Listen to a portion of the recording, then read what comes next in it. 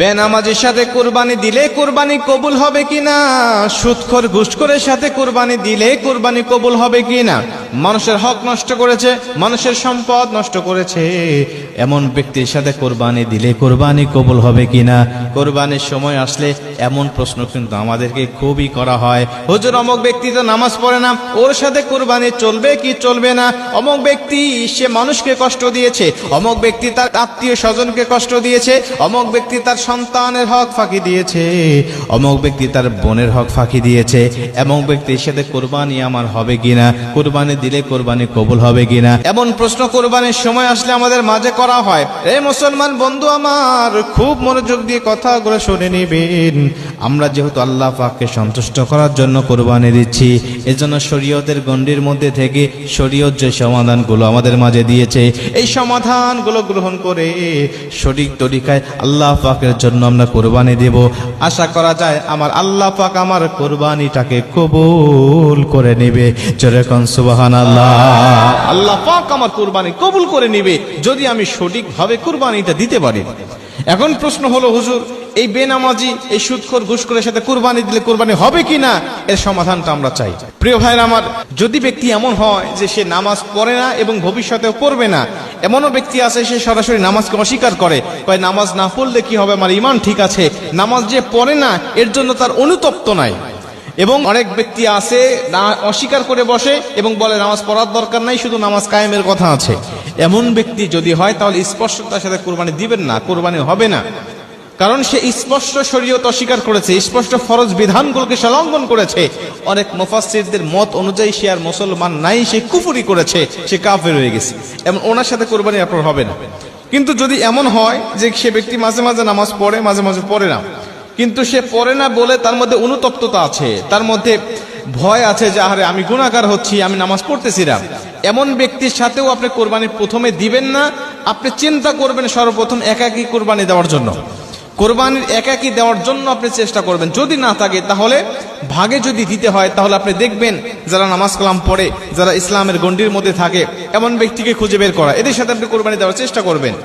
এদেরকেও যদি আপনি না পান তাহলে ওই সমস্ত ব্যক্তিদেরকে আপনি ইসলামের দাওয়াত দিয়ে তারপরে আপনি তার সাথে কোরবানি দিতে পারেন। আপনি তাকে বলতে পারেন, ভাই দেখো আল্লাহ তো কোরবানি আমাদের উপরে ওয়াজিব করেছেন, নামাজও আমাদের জন্য ফরজ করেছেন, তুমি নামাজ পড়ো না কিন্তু কোরবানি দিচ্ছ, হয়তোবা তুমি আল্লাহ পাককে সন্তুষ্ট করার জন্য যদি কোরবানি দিতে তাহলে অবশ্যই আল্লাহকে সন্তুষ্ট করার জন্য তুমি নামাজও পড়তে।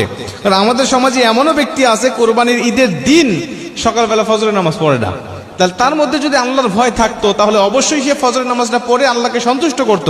কারণ সে কোরবানি দিচ্ছে আল্লাহকে সন্তুষ্ট করার জন্য, কোরবানি দিয়েও আল্লাহকে সন্তুষ্ট করা যায়, নামাজ পড়েও আল্লাহকে সন্তুষ্ট করা যায়। সে যেহেতু নামাজ কাজা করছে, কোরবানি দিচ্ছে, তার মানে এই কোরবানির মধ্যে তার গোশত খাওয়ার নেশা আছে, ধান্দা আছে। এই জন্য আপনি তাকে বোঝাবেন, দেখো আল্লাহকে সন্তুষ্ট করার জন্য অবশ্যই নামাজ আমাদের জন্য ফরজ, নামাজটা পালন করতে হবে।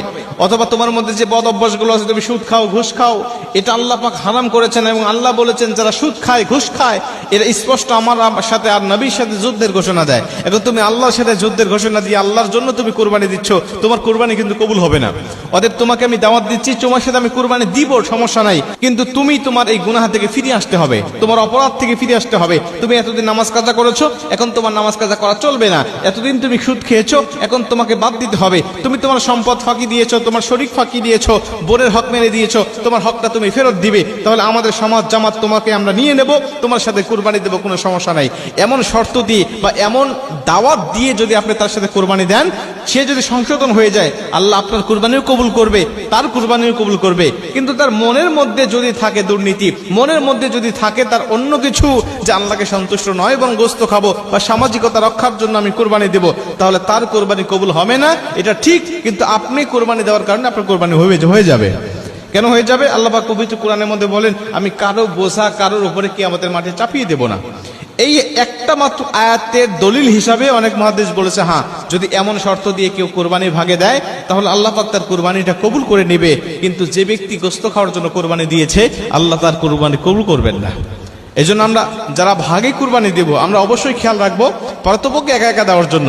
যদি একটা ছাগলও হয় একা একা দেওয়ার চেষ্টা করবেন, এটা উত্তম ও অতি উত্তম, এতে কোনো সন্দেহ নাই, কোনো মুফাসসির এর পক্ষে দ্বিমত নাই যে এটা উত্তম নয়, সবাই বলেছে হ্যাঁ এটা উত্তম। কিন্তু যদি আপনি হতে পারে যে ফ্যামিলির সদস্য বেশি, বা আমার কোরবানির পশুর মাঝে অনেকের হক রয়েছে, অনেক গরিব দুঃখীরা আছে যারা আমার দিকে তাকিয়ে আছে, ছাগল দিলে হবে না, আমাকে একটা গরু দিতে হবে বা গরুর ভাগ নিতে হবে, তাহলে আপনি গরুর ভাগ নেন, সমস্যা নেই। কিন্তু আপনি চেষ্টা করবেন ভালো ভালো ব্যক্তির সাথে দেওয়ার জন্য। কিন্তু যদি এমন হয় যে আপনার ভালো ভালো লোক পাওয়া যাচ্ছে না, এখন এমন লোক পেয়েছেন তাকে আপনি ইসলামের দাওয়াত দিয়ে, সংশোধনের দাওয়াত দিয়ে, তার মধ্যে দেখবেন অনুতপ্ততা আছে কিনা। সে যদি আপনার কাছে স্বীকার করে হ্যাঁ ভাই আমি ভুল করেছি এতদিন, এখন আমি আর করব না, তাহলে আল্লাহ পাক আপনার অবশ্যই এই দাওয়াত দেওয়ার কারণে উত্তম প্রতিদান দিবেন এবং কোরবানিটাও আল্লাহ পাক কবুল করবেন। আল্লাহ আমাদের সবাইকে সঠিক বুঝ দান করুন এবং সঠিকভাবে কোরবানি দেওয়ার তৌফিক দান করে দিন, আমিন।